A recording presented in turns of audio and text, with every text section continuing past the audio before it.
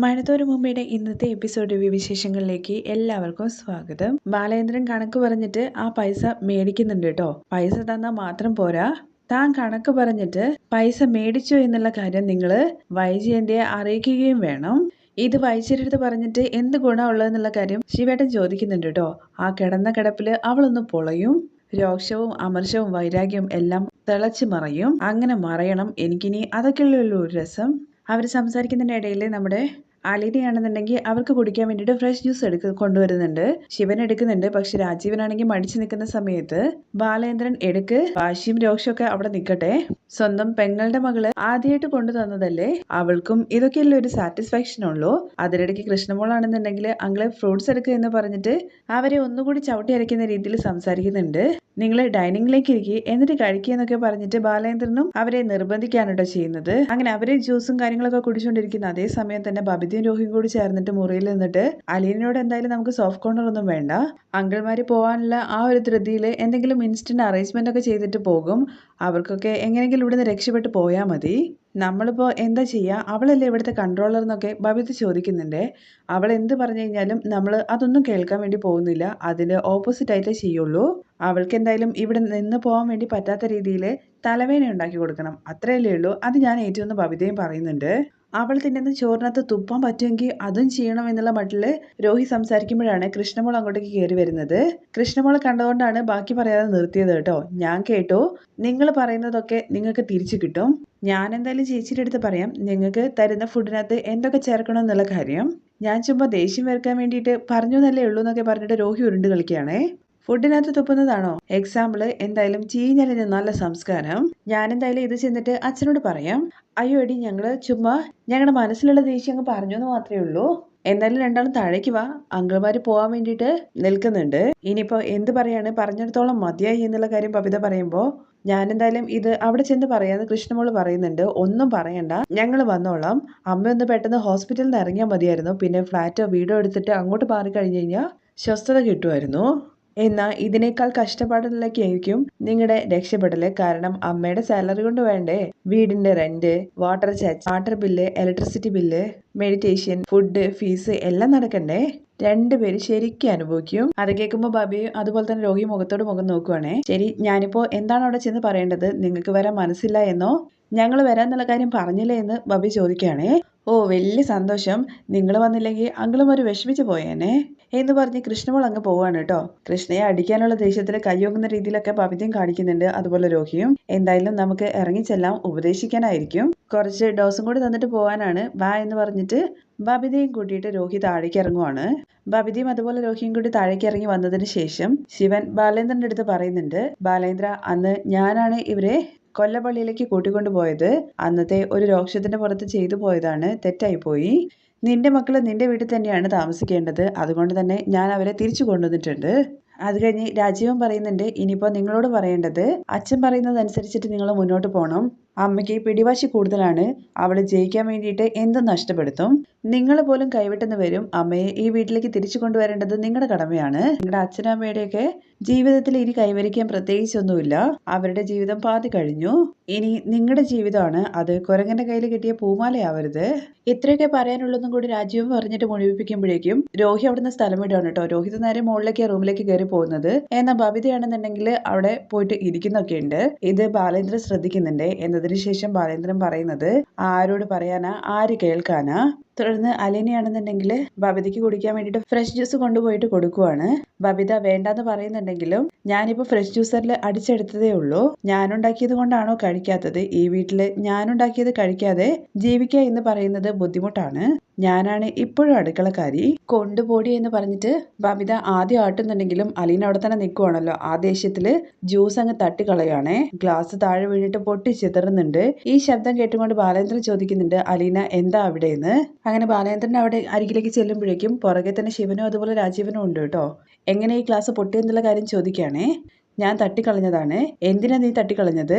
നിനക്ക് ജ്യൂസ് വേണ്ടെന്നുണ്ടെങ്കിൽ വേണ്ടെന്ന് പറഞ്ഞ പോരെ, ഞാൻ വേണ്ടാന്ന് പറഞ്ഞതാണ്. അപ്പോൾ അവൾ പറഞ്ഞു അവളാണ് ഈ വീട്ടിലെ അടുക്കളക്കാരിയെന്ന്. അതെ, അവൾ പറഞ്ഞത് ശരി തന്നെയാണ്. അതിന് നീ എന്തിനാ ഈ കിടന്ന് കലി തുള്ളുന്നത്?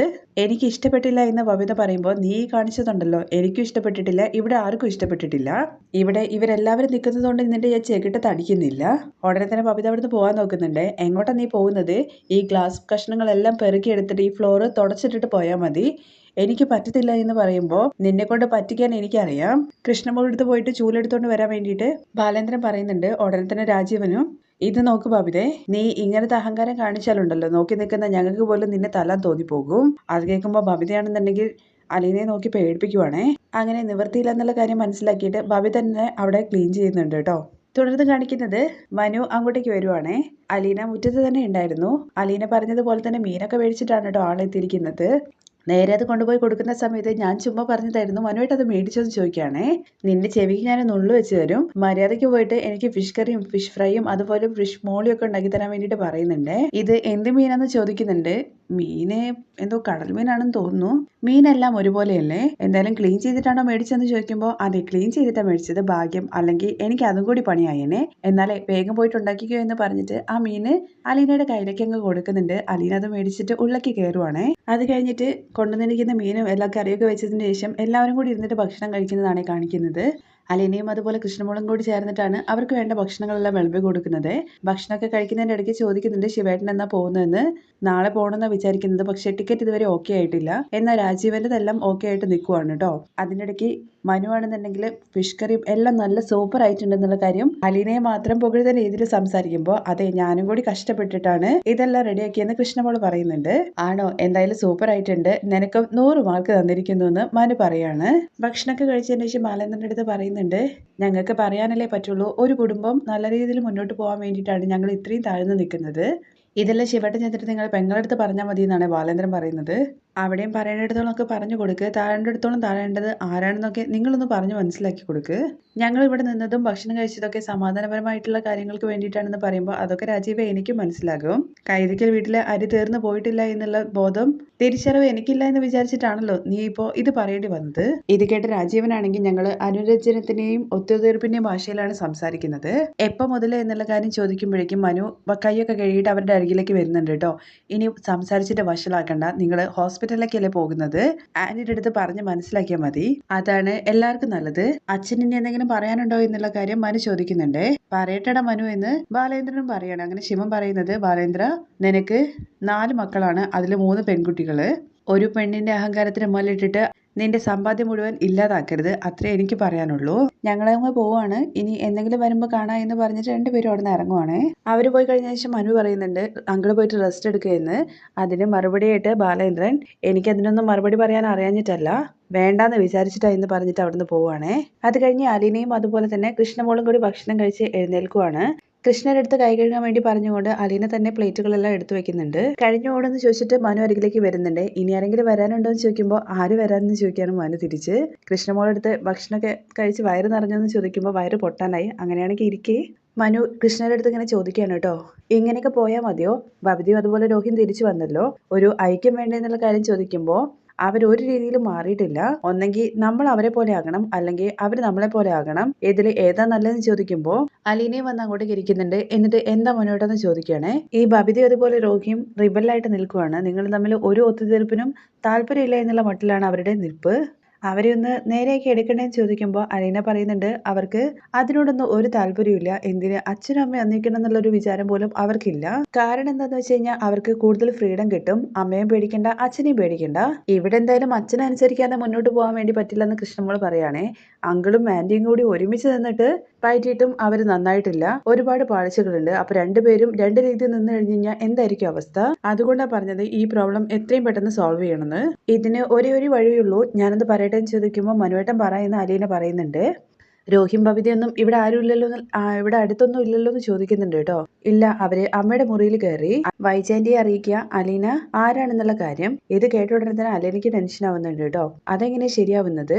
അതറിഞ്ഞു കഴിഞ്ഞ് 2 പേരുടെയും പ്രതികരണം എങ്ങനെയായിരിക്കും? ആർക്കൊക്കെ അതുകൊണ്ട് ദോഷം വരാം, എല്ലാം നമ്മൾ ആലോചിക്കണ്ടേ മനുവേട്ടാ? നല്ലപോലെ ആലോചിക്കണം. ആന്റി ഇതറിഞ്ഞു കഴിഞ്ഞാൽ എങ്ങനെ റിയാക്ട് ചെയ്യും എന്നുള്ളതാണ് അമ്മയ്ക്ക് എന്തായാലും അത് വളരെ വലിയ ഷോക്കായിരിക്കും. പക്ഷെ അതിനേക്കാൾ വലിയ ഷോക്കായിരിക്കും അലീന ബൈജാന്റിന്റെ മകളാണെന്നുള്ള കാര്യം അങ്കിൾ അറിഞ്ഞു എന്നുള്ളത്. അതാണ് ഏറ്റവും വലിയ ഡേഞ്ചർ ആയിട്ടുള്ള കാര്യം. ആന്റി ഇത്രയും പത്രാസും പവറൊക്കെ കാണിച്ചിട്ട് അങ്കിൾ ഈ കാര്യം അറിഞ്ഞു എന്നുള്ള കാര്യം അറിഞ്ഞാല് ആന്റിക്ക് അത് താങ്ങാൻ പറ്റത്തില്ല. അത് ആന്റിക്ക് എന്തായാലും താങ്ങാൻ വേണ്ടി പറ്റത്തില്ല. അതെനിക്ക് ഓർക്കാൻ വേണ്ടി പറ്റത്തില്ല എന്ന് മനുവേട്ടൻ്റെ അടുത്ത് അലീനയും പറയുന്നുണ്ട്. ചില്ലു പ്രതിമ താഴെ വീണ് ഉടയുന്നത് പോലെ മാഡം പൊട്ടി തകർന്നു പോകും. ഇപ്പൊ ആന്റി ഹോസ്പിറ്റൽ ബെഡിൽ പ്ലാസ്റ്റർ ഒക്കെ ഇട്ടിട്ട് കിടക്കുമല്ലേ, അതുകൊണ്ട് തന്നെ എന്തായാലും ഇറങ്ങി ഓടാനൊന്നും പറ്റത്തില്ല.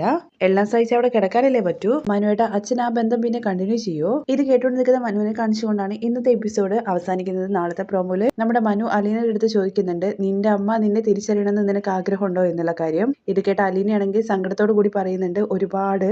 ഇതേ കാര്യത്തെ കുറിച്ചിട്ട് ബാലേന്ദ്രന്റെ അടുത്ത് പറയുന്ന സമയത്തും ബാലേന്ദ്രൻ പറയുന്നുണ്ട്, വൈജ അവളെ മോളെ എന്ന് വിളിക്കാൻ വേണ്ടിയിട്ട് അവള് ഒരുപാട് കൊതിക്കുന്നുണ്ട്. തുടർന്ന് ശിവനും അതുപോലെ തന്നെ രാജീവനെ കൂടി ചേർന്നിട്ട് വൈജയുടെ അടുത്ത് സംസാരിക്കുന്നതാണ് കാണിക്കുന്നത്. ഞങ്ങള് അലീനയെ ബാലേന്ദ്രന്റെ മകളായിട്ട് അംഗീകരിച്ചു എന്ന് പറയാണ്. നിങ്ങൾ ആര് അംഗീകരിച്ചാലും ഞാൻ അങ്ങനെ കാണണ്ടേ. തുടർന്ന് വീണ്ടും നമ്മുടെ ബാലേന്ദ്രൻ പറയുന്നതാണ് കേട്ടോ കാണിക്കുന്നത്. വൈജയന്തിയുടെ മരണക്കിടക്കയിൽ വെച്ചിട്ട് മാത്രമേ അലീനയാണ് അവളുടെ മകള് എന്നുള്ള കാര്യം അവൾ അറിയുള്ളൂ. അന്ന് ഞാൻ അലീനയെ കൊണ്ടുപോയി നിർത്തിയിട്ട് വൈജയ് ഇത് നിന്റെ മകളാണെന്നുള്ള കാര്യം അവളുടെ മുഖത്ത് നോക്കി പറയും. എന്നീ രംഗങ്ങളൊക്കെയാണ് നാളത്തെ പ്രൊമോ വിശേഷത്തിൽ കാണിക്കുന്നത് കേട്ടോ.